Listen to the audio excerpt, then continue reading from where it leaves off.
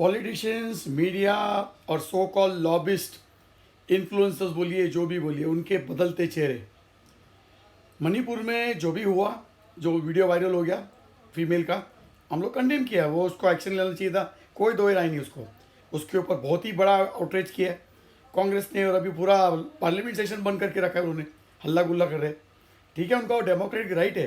राजस्थान के बारे में क्या?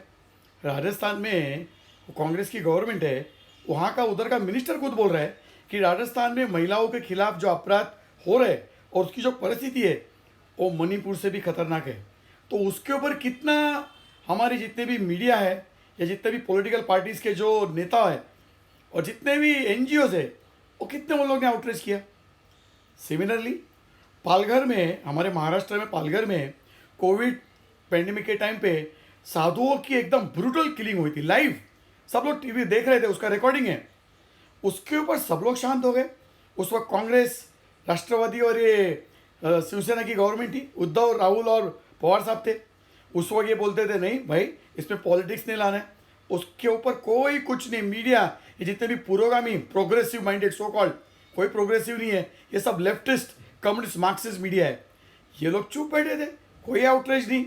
और थोड़ा किधर हो गया तो उसके ऊपर एकदम पूरा हल्ला गुल्ला करेंगे। अभी हरियाणा में हो गया, वहाँ पे जो वायलेंस हुआ है, एक पर्टिकुलर कम्युनिटी ने जितने भी व्हीकल जलाए उसमें 5 लोगों की मौतें भी हुई है। तो इसमें कितने कांग्रेस और लेफ्टिस्ट लोग वो पर्टिकुलर कम्युनिटी के खिलाफ आउटरीच करते। हमारी मीडिया वो पर्टिकुलर कम्युनिटी का नाम भी ले लेंगे।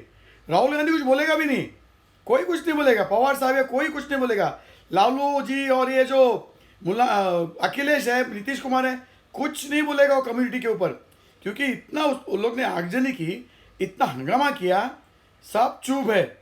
और वही चीज़ अगर उसकी अपोजिट कम्युनिटी करती है तो लोकतंत्र खतरे में आ जाता है, डिक्टेटरशिप हो जाती है, मनमानी हो जाता है। अब ये कोई मनमानी नहीं। सिमिलरली महाराष्ट्र में जब उद्धव साहब की जो गवर्नमेंट है वो गिर गई और शिंदे साहब ये बीजेपी के साथ गवर्नमेंट बनाए, तो ये पूरी मीडिया, कांग्रेस और ये पवार साहब और उनका पूरा इकोसिस्टम, जो पत्रकार लोग हैं, चाय बिस्किट एचएमबी पत्रकार, खोखा खोखा खोखा, मतलब करोड़ों रुपए इन्होंने 50 खोखे सब ओके करके पूरा हंगामा किया था। पॉलिटिशियंस, कांग्रेस, इसमें मीडिया ने बहुत ज़्यादा रोल प्ले किया था वो आउटरीच को पूरा 24 घंटा दिखाने के लिए। और उसके बाद अभी अजित पवार वो ब्रेक हो गए पवार साहब की पार्टी से, वो बीजेपी के अलायंस को सपोर्ट करने चालू किया उन्होंने। तो अभी वो किधर गया? अभी कोई नहीं बोल रहा है, खोखा खोखा, कोई कुछ नहीं बोल रहा है। सिमिलरली राहुल गांधी ने जब सावरकर साहब को इतना अपमानित किया रेगुलरली, वो उसकी बकवास जो यात्रा थी भारत तोड़ो, उस वक्त वो जब महाराष्ट्र में आया तब वो जयराम रमेश, वो बेशरम आदमी है, वो कम्युनिस्ट है, वो जॉर्ज सोरस का वो चिंटू है, वो चिंटू बुटलीकर, उसने वो ही तो उसको एडवाइस करता है। तब उसने एडवाइस किया कि भाई तुम सावरकर को अपमानित करोगे तभी तुम्हारे ऊपर मीडिया का फोकस आएगा। नहीं तो महाराष्ट्र में जब भी आया था वो नांदेड़ में, उधर कोई कुछ उसका बात नहीं कर रहा था यात्रा का। तब उसने हमारे वीर सावरकर साहब, जिन्होंने यातनाएं भोगी काला पानी में और स्वतंत्र के बाद भी उनको काफ़ी यातनाएं हुई, उसको इसने इतना बर्बरतापूर्वक उसको अपमानित किया। और उसका पूरा इकोसिस्टम, लेफ्टिस्ट, कम्युनिस्ट और ये जो मीडिया में जितने भी पत्रकार है, उसको जस्टिफाई करने में क्या क्या बकवासगिरी करते थे, उसको कोई, उसके खिलाफ कोई आउटरीच नहीं।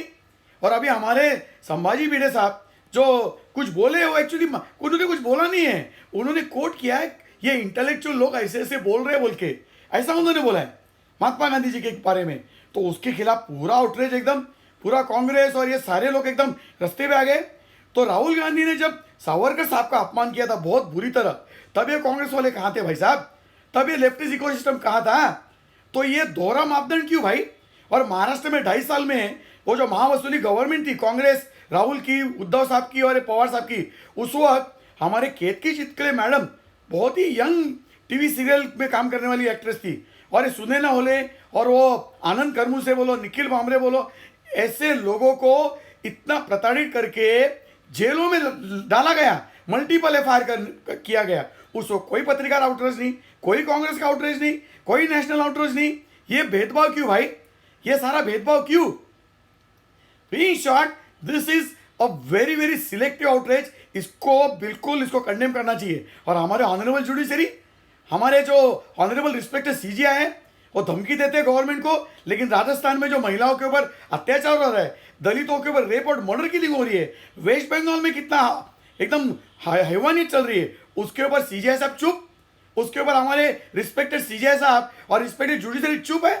तो ये दोहरा मापदंड क्यों भाई आउटरीच के बारे में? आपको बोलना है तो सब बोलना है। ये जो राहुल जो सबका अपमान करता है उसके बारे में सब चुप क्यों है भाई? This is very very condemnable. और ये हमको सारे जितने लोग हैं हम लोग ये सबको समझना चाहिए कि ये दोहरा मापदंड लेफ्टिस्ट कम्युनिस्ट और उसका पूरा इकोसिस्टम मीडिया में जो है, और राजदीप बोलो, वो साहिल जोशी बोलो, वो राजीव खांडेकर बोलो, वो अशोक वानखेड़े बोलो, ये कुमार केतकर, गिरीश कुबेर, ये बेशरम लोग है, चाय बिस्किट एचएमई पत्रकार है। दोहरा मापदंड क्यों भाई? सिलेक्टिव आउटरीच क्यों? जुडिशरी को भी देखना चाहिए भैया। अभी वो सीबीआई उसको इंक्वायरी करने के लिए उसका जवानी लेने को जाने वाले थे मणिपुर में, तो हमारे ऑनियल सिविल सीजीआई ने रोक क्यों लगाई भाई? एक तरफ आप धमकी देते हो कि गवर्नमेंट कुछ करोगे तो हम कुछ करेंगे, और जब सीबीआई उनको पूछताछ करने के लिए ये जवानी लेने को जा रहे हैं, स्टेटमेंट लेने को जा रहे हैं, तब आपने स्टे क्यों कर दिया भाई? कोई किसी ने पीआई डाल दिया तो? Why this double standard? This is condemnable, absolutely condemnable. Thank you.